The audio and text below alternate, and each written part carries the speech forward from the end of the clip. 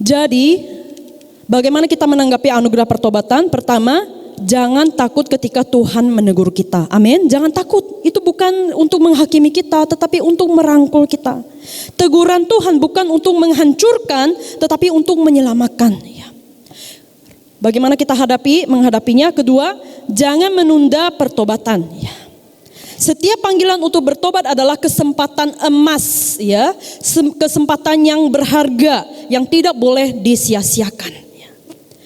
Bagaimana menanggapi anugerah pertobatan? Yang ketiga yaitu jadikan pertobatan sebagai gaya hidup. Ya. Bukan hanya saat jatuh dalam dosa besar, tetapi setiap hari kita datang kepada Tuhan dengan hati yang lembut dan rendah. Sama juga ya, relasi manusia, hubungan kita bersama-sama itu sama. Kalau kita merasa atau kita melakukan bersalah kepada seseorang, kita harus minta maaf. Ya. Kepada anak kecil pun kalau kita bersalah, kita harus minta maaf. Itulah relasi yang sehat, ya. Demikian juga kalau kita sudah bersalah di hadapan Tuhan, kita minta maaf kepada Tuhan. Ya.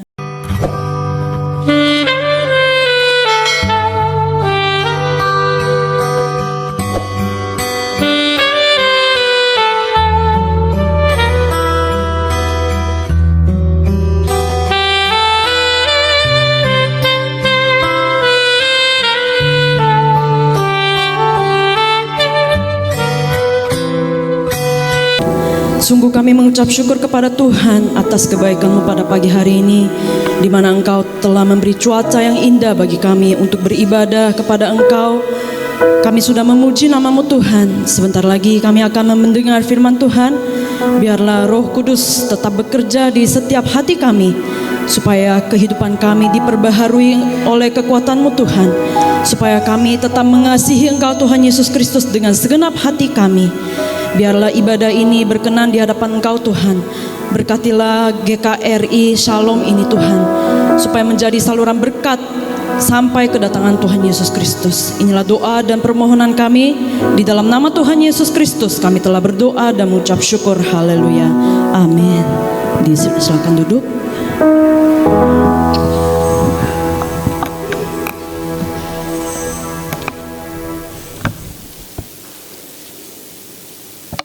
Shalom semuanya, bagaimana kabarnya? Luar biasa, amin. Perkenalkan, nama saya Han Jong Park dari Korea Selatan.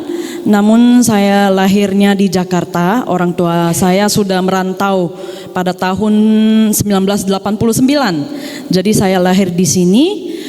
Dan puji Tuhan saya dipanggil sebagai misionaris di Indonesia. Dan puji Tuhan juga ini adalah kedatangan saya ketiga kali. Mungkin Bapak Ibu ada yang ingat saya, tapi ada yang mungkin baru lihat saya. Dan di sini ada suami saya juga, namanya San Kang. Suami saya juga adalah seorang misionaris, dan kami punya putri satu namanya Ina Kang. Jadi saya senang sekali, kami sangat senang sekali dan berterima kasih juga kepada Pendeta Pak Gumai untuk undangan di tempat ini, dan berterima kasih kepada GKRI Shalom semua. Baik, baik. Hari ini saya akan membawa firman Tuhan dengan tema pertobatan adalah anugerah Tuhan. Ya, sekali lagi, pertobatan adalah anugerah Tuhan. Sebelum kita memasuki firman Tuhan, saya akan membagikan sebuah ilustrasi. Ada seorang anak yang melakukan kesalahan yang begitu besar di hadapan ayahnya. Karena dia takut dimarahi, dia menjauhi dari ayahnya. Dia berpikir, Papa pasti tidak mau melihat aku lagi. Papa pasti tidak mau aku tinggal di rumah lagi. Beberapa hari kemudian, sang ayah itu menghampiri anak itu dan berkata, "Anakku, pulanglah. Papa masih mengasihi kamu. Di rumah tanpa kamu itu tidak ada maknanya." Jadi gambarnya seperti ini ya. Pada saat itu anak itu menangis, bukan karena dimarahi, tetapi karena ternyata ayahnya tidak membuang dia, ayahnya itu masih mengasihi dia. Jadi melalui ilustrasi ini Bapak Ibu Saudara-saudari yang dikasihi oleh Tuhan kita Yesus Kristus, ketika kita mendengar kata bertobatlah, seringkali yang muncul di dalam pikiran kita adalah sesuatu yang berat, ya, atau menakutkan, atau memalukan. Ya. Banyak gereja sekarang tidak menyampaikan berita pertobatan karena berita tentang pertobatan itu sebuah hal yang dirasakan berat gitu ya. Namun Alkitab menunjukkan hal yang berbeda Bapak Ibu.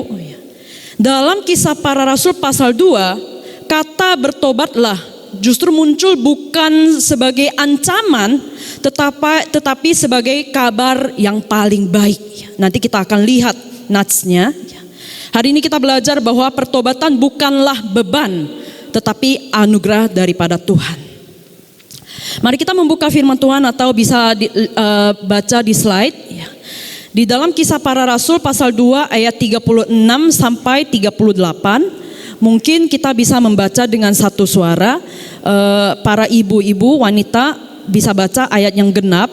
Dan para laki-laki pria bisa baca ayat yang ganjil ya, meskipun ayatnya singkat, mari kita baca bersama-sama. 1, 2, 3. Jadi seluruh kaum Israel harus tahu dengan pasti bahwa Allah telah membuat Yesus yang kamu salibkan itu menjadi Tuhan dan Kristus.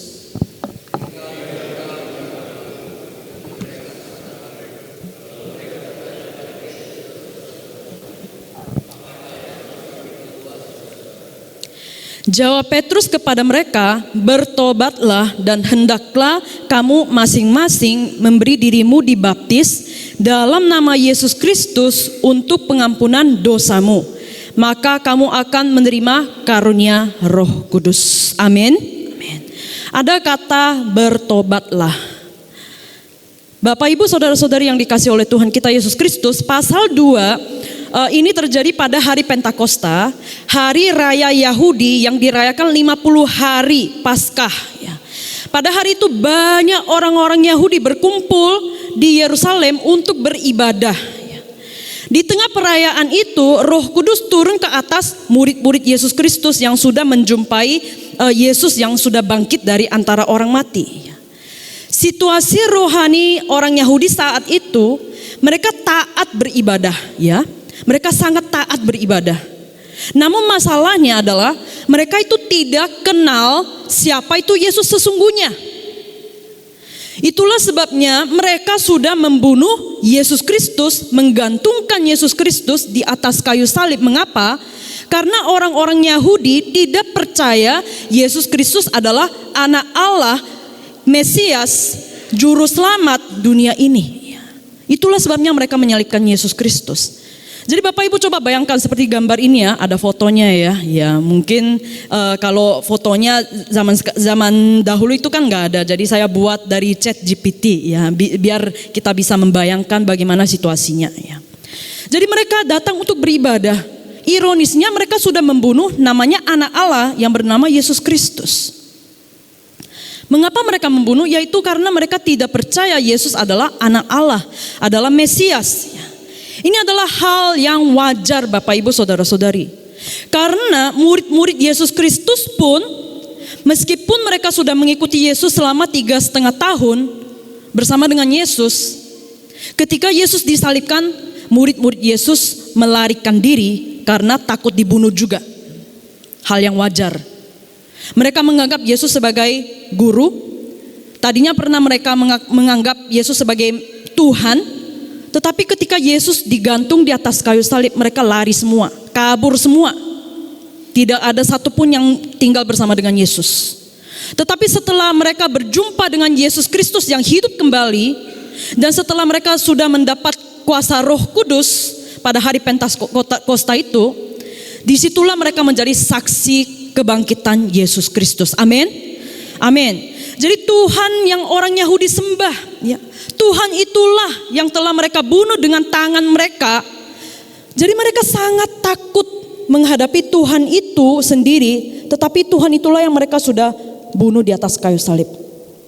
Ketika Petrus berkhotbah, Yesus yang kamu salibkan itu, Tuhan sudah menjadikan dia sebagai Tuhan dan Mesias. hati mereka langsung gemetar. Ya. Ketika Petrus berkhotbah, orang-orang Yahudi pada gemetar. Karena mereka sadar bahwa mereka sudah membunuh Sang Mesias yang mereka sudah menanti-nantikan. Mereka sudah membunuh Sang Pencipta yang mereka sembah, yaitu Yesus Kristus. Jadi hati mereka merasa tertusuk sekali. Hati mereka merasa tertikam sekali. Karena apa? Karena mereka sudah sadar bahwa mereka sudah membunuh Yesus Kristus dengan tangan mereka. Poin pertama yaitu pertobatan adalah undangan kasih, bukan penghukuman. Bapak Ibu saudara-saudari, perhatikan baik-baik. Rasa tertusuk itu bukan berasal dari manusia, tetapi dari Roh Kudus. Artinya kesadaran akan dosa adalah karya anugerah Tuhan. Amin. Amin. Bagi orang-orang Yahudi yang menganggap diri mereka pasti dihukum Allah karena sudah membunuh anak Allah yaitu Yesus Kristus, perkataan daripada Petrus bertobatlah adalah undangan kasih, bukan penghukuman. Coba bayangkan Bapak Ibu, orang-orang yang menolak Yesus, orang-orang yang sudah berdosa sangat besar di hadapan Tuhan, kepada mereka Allah masih membuka jalan. Amin. Apalagi kita adalah anak-anak tercintai oleh Tuhan. Tuhan setiap kali membuka jalan bagi kita, membuka pintu kasih bagi kita semua. Ya. Ini berarti pertobatan bukan tanda bahwa kita sudah selesai, tidak ada harapan, tetapi tanda bahwa Allah masih memberi kesempatan bagi kita semua. Amin. Amin.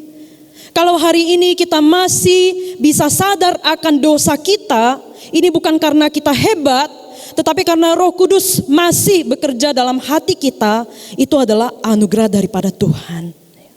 Tanpa Roh Kudus, manusia tidak merasa berdosa. Tanpa anugerah, manusia justru membela dirinya. Namun ketika Roh Kudus bekerja di dalam hati kita masing-masing, kita mulai melihat dosa dengan jelas. Dan pada saat itulah Tuhan berkata, bertobatlah.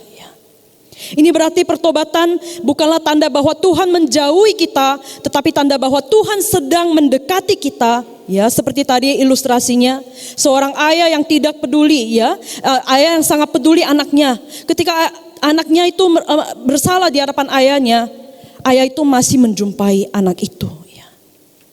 Demikian juga Allah kita, ketika kita masih Tuhan kita masih menegur kita, ya, dan memanggil kita bertobat, itu bukti bahwa kita masih dikasihi oleh Tuhan. Amin.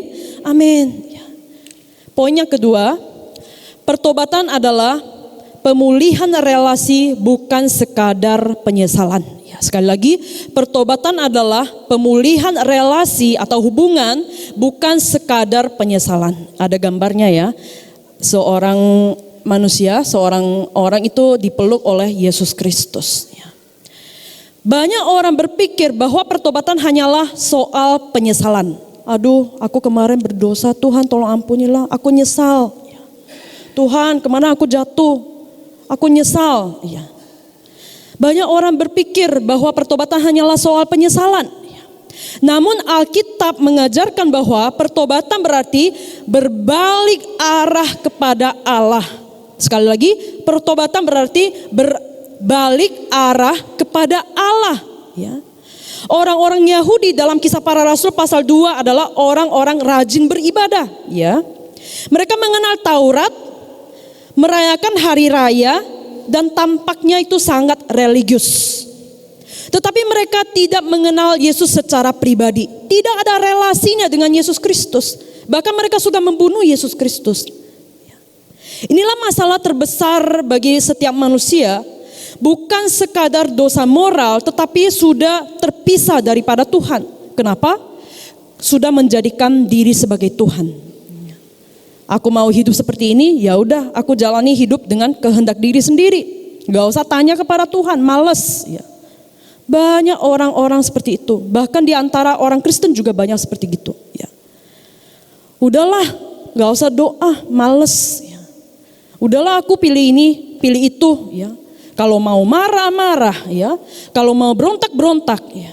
Pokoknya semau-mau aku gitulah ya. Itu namanya aku yang menjadi Tuhan. Tidak ada Yesus, tidak ada hubungan dengan Yesus. Kalau Yesus mau tetap kita tinggal di dalam Tuhan, tetapi kita mengabaikan Tuhan Yesus dari hati kita ya. Itulah sama dengan dosa yang dilakukan oleh orang-orang Yahudi. Mereka tidak mau percaya kepada Yesus. Orang Yahudi itu tidak mengenal Yesus Kristus. Ketika mereka mendengar siapa itu diri Yesus sesungguhnya, mereka tidak percaya Yesus sebagai Tuhan dan Tuan. Mereka sadar, mereka sesungguhnya tidak percaya kepada Yesus sebagai Tuhan dan Tuan, sebagai Allah mereka.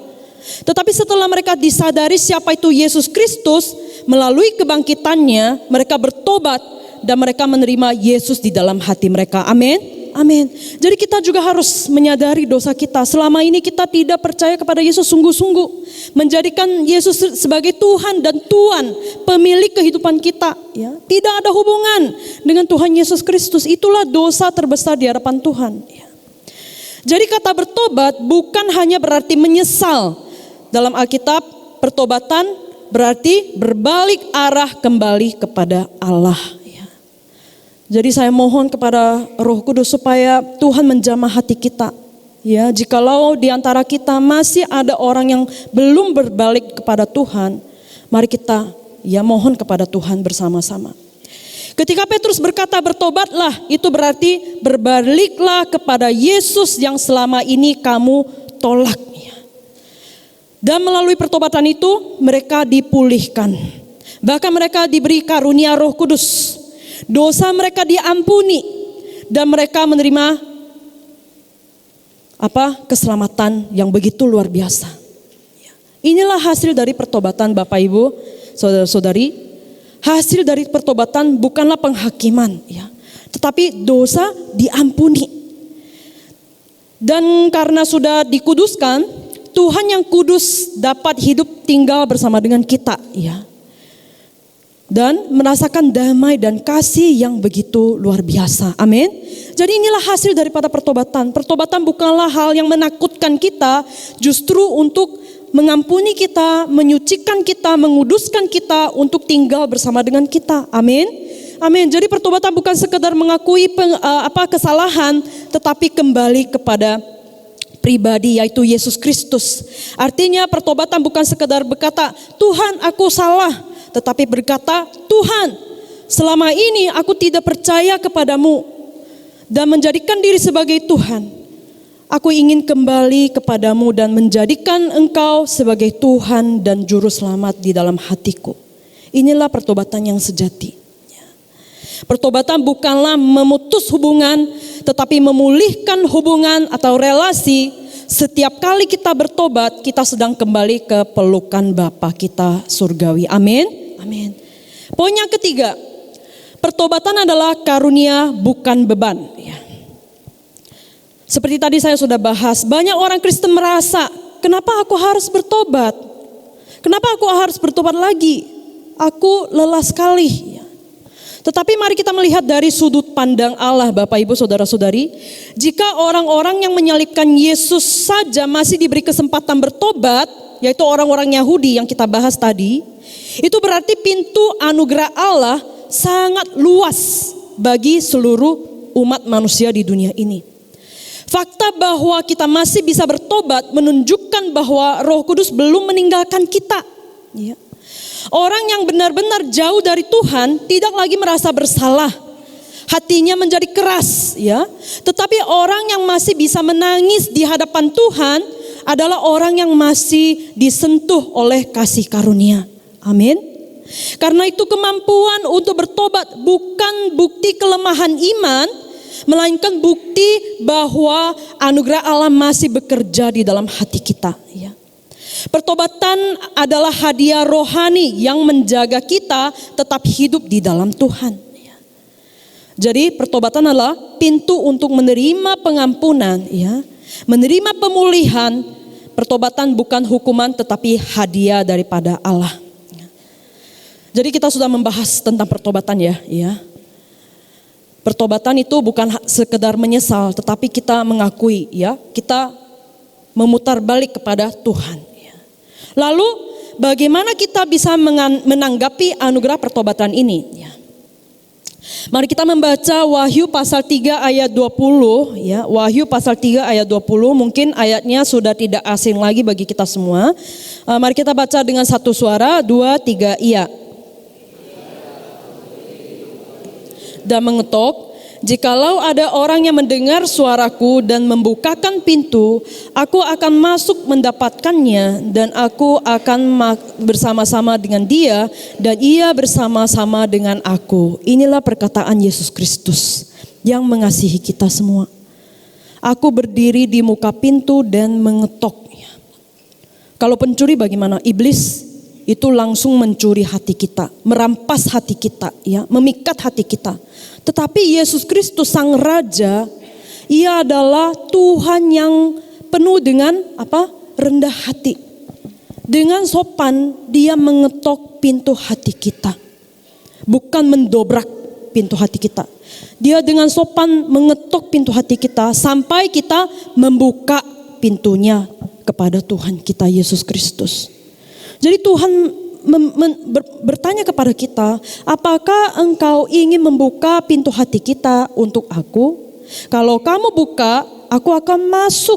Ya, ada kata aku akan makan bersama-sama. Arti makan bersama-sama di konteks orang-orang Yahudi itu adalah berkomunikasi bersama-sama, ya, memiliki relasi bersama-sama. Itulah kata makan, ya. Orang-orang Yahudi kalau makan mereka bercakap-cakap. Orang Indonesia juga ya, suka ngobrol sambil makan, sambil ngopi, sama, ya. Yesus mengatakan, aku makan bersama-sama dengan kamu. Ini artinya aku ingin hidup bersama dengan kamu. Aku ingin memiliki hubungan dengan kamu. Aku mau tinggal bersama dengan kamu. Itulah arti daripada makan, kata makan ini. Jadi ketika kita membuka hati kita kepada Tuhan Yesus Kristus, Dia akan masuk ke dalam hati kita. Bukan sesaat, satu kali saja, tetapi Dia ingin tinggal selama-lamanya bersama dengan kita. Ya. Jadi, bagaimana kita menanggapi anugerah pertobatan? Pertama, jangan takut ketika Tuhan menegur kita. Amin. Jangan takut. Itu bukan untuk menghakimi kita, tetapi untuk merangkul kita. Teguran Tuhan bukan untuk menghancurkan, tetapi untuk menyelamatkan. Ya. Bagaimana kita menghadapinya? Kedua, jangan menunda pertobatan. Ya. Setiap panggilan untuk bertobat adalah kesempatan emas, ya, kesempatan yang berharga, yang tidak boleh disia-siakan. Ya. Bagaimana menanggapi anugerah pertobatan? Yang ketiga, yaitu jadikan pertobatan sebagai gaya hidup. Ya. Bukan hanya saat jatuh dalam dosa besar, tetapi setiap hari kita datang kepada Tuhan dengan hati yang lembut dan rendah. Sama juga ya, relasi manusia, hubungan kita bersama-sama itu sama. Kalau kita merasa atau kita melakukan bersalah kepada seseorang, kita harus minta maaf. Ya. Kepada anak kecil pun kalau kita bersalah, kita harus minta maaf. Itulah relasi yang sehat, ya. Demikian juga kalau kita sudah bersalah di hadapan Tuhan, kita minta maaf kepada Tuhan. Jadi pertobatan berarti, ya, Tuhan masih membuka jalan untuk hidup bersama dengan kita. Ya. Allah masih mengasihi kita. Allah masih membuka jalan bagi kita. Allah masih ingin hidup bersama dengan kita. Ya. Jadi Bapak Ibu Saudara-saudari yang dikasihi oleh Tuhan kita Yesus Kristus. Ya. Hari ini jika Tuhan berbicara di dalam hati masing-masing, itu bukan untuk menekan kita, tetapi untuk memeluk kita kembali. Amin. Karena kita adalah anak-anak terkasihi olehnya, ya. Jadi banyak orang yang sudah jatuh dalam dosa, mereka susah bangkit, susah bangun. Karena mereka seperti orang-orang demikian itu merasa diri mereka sudah fatal gitu, ya, sudah sangat bersalah di hadapan Tuhan sampai tidak bisa datang di hadapan Tuhan. Banyak orang seperti itu, ya. Luka batinnya belum dipulihkan, ya. Tetapi datanglah kepada Tuhan. Tuhan tidak akan menghakimi, tetapi akan merangkul. Amin, amin, amin. Setiap kali bertobat, kita sedang melangkah kembali ke dalam pelukan kasih Bapa. Dan di sanalah kita menemukan pengampunan, pemulihan, dan hidup yang baru di dalam Kristus Yesus. Amin, amin.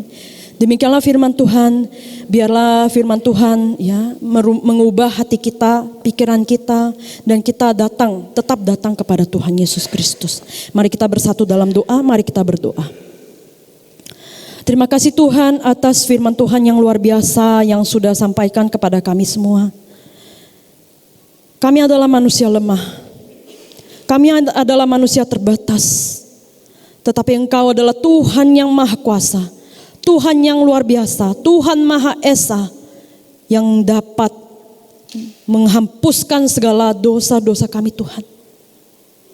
Jika di antara kami masih ada orang-orang yang beragu-ragu untuk datang kepada Tuhan, tolong jamahlah hati mereka Tuhan.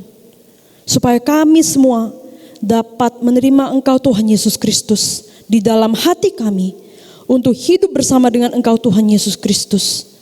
Sebab Engkau adalah Tuhan yang telah mati bagi kami, telah bangkit bagi kami, dan hidup selama-lamanya di dalam kehidupan kami Tuhan. Tolong berkatilah GKRI Shalom Tuhan, supaya melalui GKRI Shalom banyak jiwa-jiwa diselamatkan dan memuliakan nama-Mu Tuhan. Inilah permohonan dan doa kami Tuhan. Di dalam nama Tuhan Yesus Kristus kami telah berdoa dan mengucap syukur. Haleluya. Amin.